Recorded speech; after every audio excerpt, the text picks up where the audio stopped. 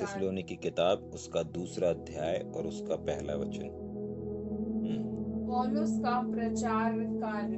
पौलुस का प्रचार कार्य, ठीक पढ़ेंगे। हे भाइयों, हाँ तुम आप ही जानते हो कि हाँ हमारा तुम्हारे पास आना व्यर्थ ना हुआ। हाँ, पौलुस यहाँ पर कौन कौन है? 3 लोग हैं यहाँ पर, ठीक है। 3 लोगों की टीम के साथ आया है पौलुस, ठीक। हमारा तुम्हारे पास आना व्यर्थ ना हुआ, व्यर्थ नहीं हुआ, ठीक।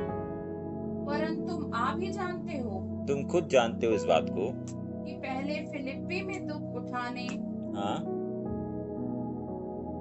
और उपद्रव सहने हाँ पर भी हमारे परमेश्वर ने हमें ऐसा साहस दिया हाँ कि हम परमेश्वर का सुसमाचार भारी हम्म विरोध धोखे होते हुए भी तुम्हें सुनाए। बस थोड़ा देर रुकेंगे।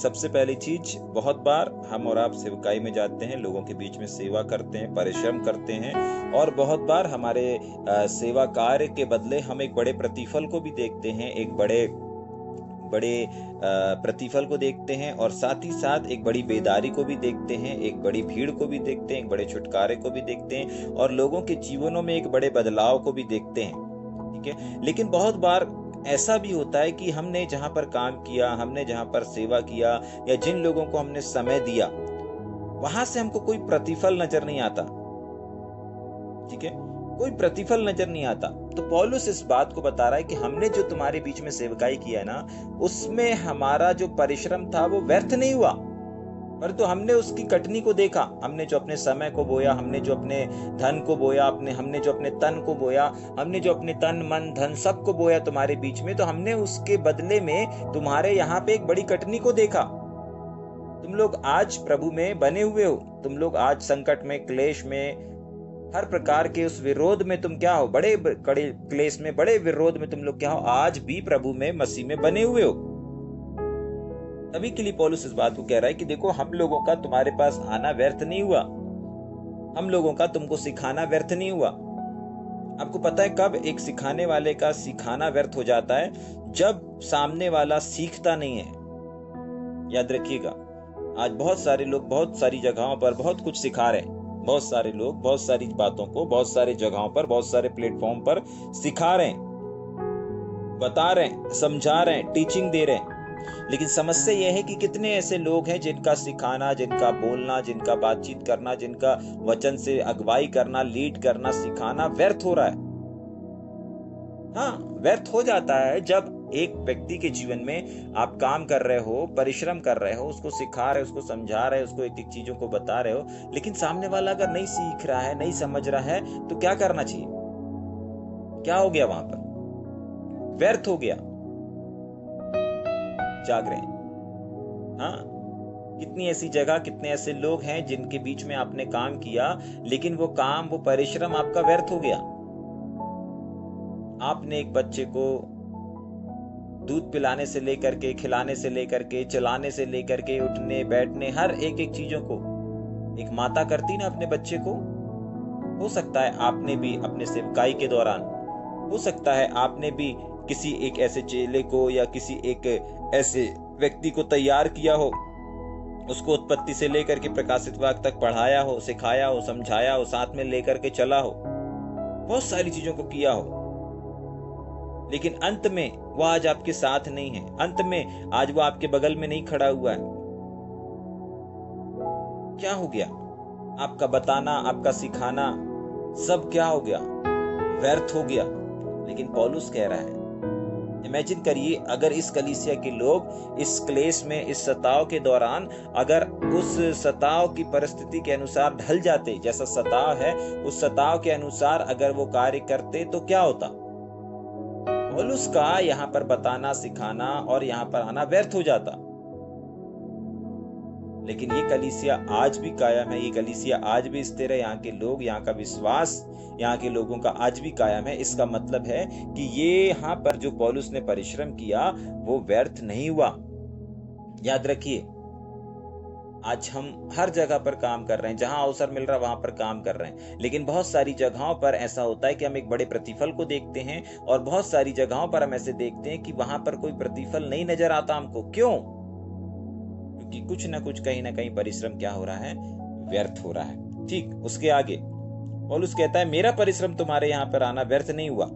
यस, आगे। वरन तुम आप ही जानते हो हाँ कि पहले फिलिप्पो में दुख उठाने और उपद्रव सहने पर। हाँ, बस ध्यान से सुनेंगे। पहले, तुमसे पहले मैं कहाँ पर था? फिलिप्पी में था, और फिलिप्पियों में भी मैंने वहां पर आनंद नहीं उठाया, परंतु सेवकाई के दौरान मैंने दुख ही उठाया। पौलुस इस बात को बोल रहा है कि सेवकाई के दौरान मैंने क्या किया? दुख को उठाया। और क्या किया? उपद्रव को सहा। उस समय भी तुम्हारे यहाँ कोई नई बात नहीं है।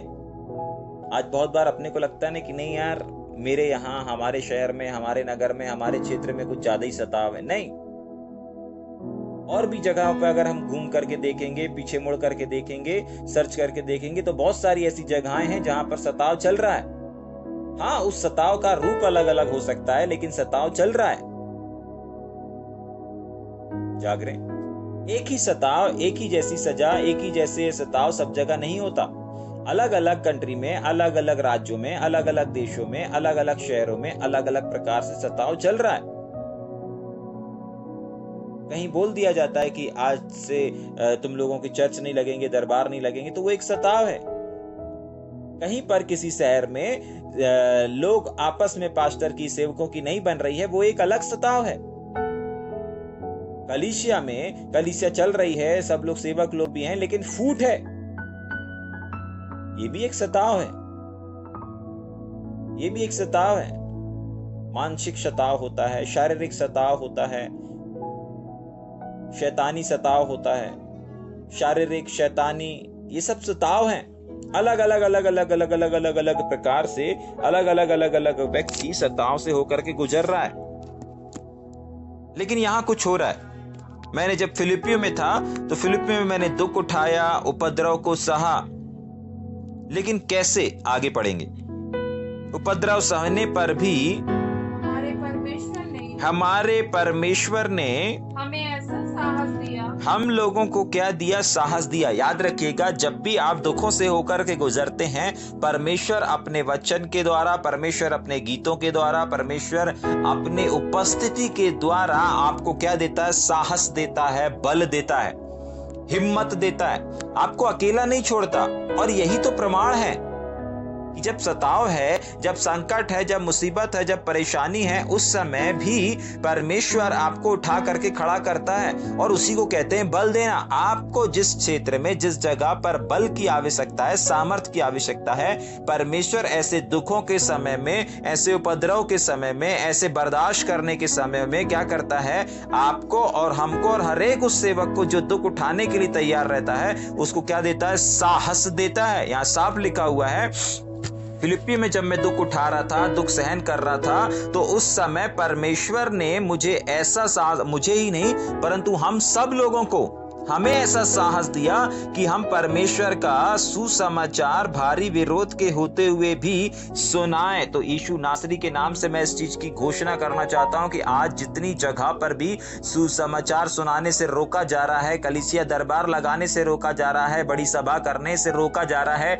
यीशु नासरी के नाम से परमेश्वर का एक बड़ा साहस, परमेश्वर आपको ऐसा साहस देने जा रहा है। अगर आज आप इस आवाज को सुन रहे हैं, अगर ये आवाज आज आप तक पहुंच रही है, तो मैं यीशु नासरी के नाम से ये घोषणा करना चाहता हूं कि ऐसे विरोध के समय परमेश्वर, जब चारों तरफ विरोध है, चारों तरफ सताव है, तो इन्हीं सताव के बीच में परमेश्वर आपके और आप सबके हर एक के जीवन में एक अद्भुत सामर्थ को, एक अद्भुत साहस को, एक अद्भुत बल को देने जा रहा है, ताकि आप इस साहस के साथ, इस सताव के समय भी बड़े साहस के साथ, बड़ी हिम्मत के साथ प्रभु यीशु मसीह का वचन सुना सकें।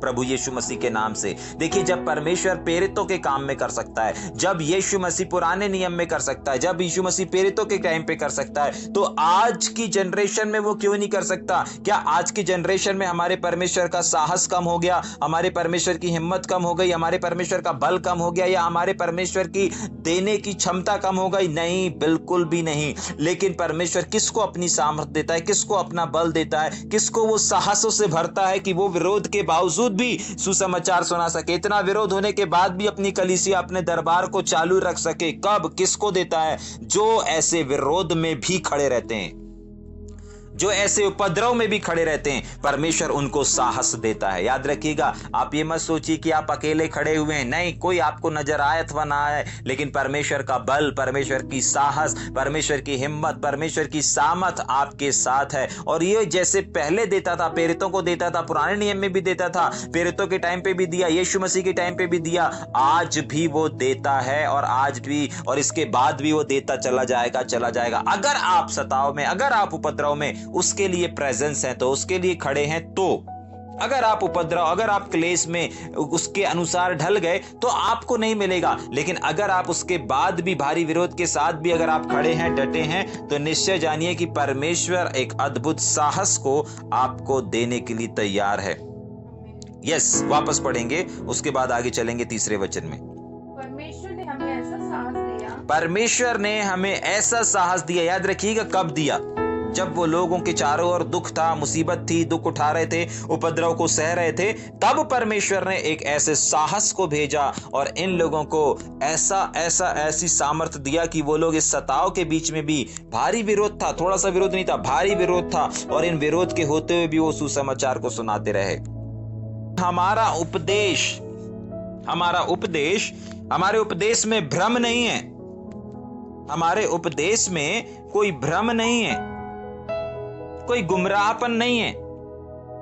दूसरी चीज, ना कोई अशुद्धता है, ना ही उसमें कोई छल है कि हम तुम्हारे साथ कोई छल कर रहे हैं, कोई धोखा कर रहे हैं, तुमको बता के, तुमको सिखा के।